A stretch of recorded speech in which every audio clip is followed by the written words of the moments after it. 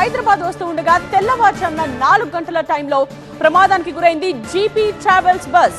ప్రమాద సమయంలో బస్సులో ప్రయాణికులందరూ గాఢ నిద్రలో ఉన్నారు.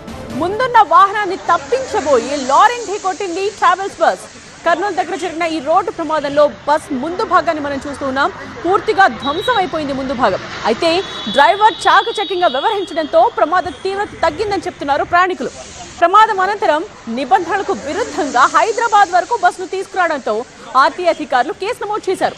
ప్రయాణికులను ఆరంగర్ చౌరస్తా దగ్గర దింపి బస్సును బండ్లగూడ ఆర్టీఏ కార్యాలయానికి తరలించారు అధికారులు.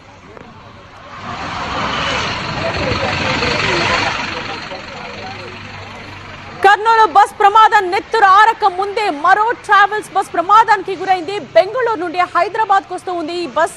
అయితే తెల్లవారుజామున 4 గంటల టైంలో ప్రమాదానికి గురైంది జీపీ ట్రావెల్స్ బస్. ప్రమాద టైంలో బస్సులో ప్రయాణికులందరూ కూడా గాఢ నిద్రలో ఉన్నారు.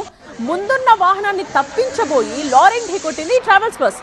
కర్నూలు దగ్గర జరిగిన ఈ రోడ్డు ప్రమాదంలో బస్సు ముందు భాగాన్ని మనం చూస్తున్నాం. పూర్తిగా ధ్వంసమైపోయింది.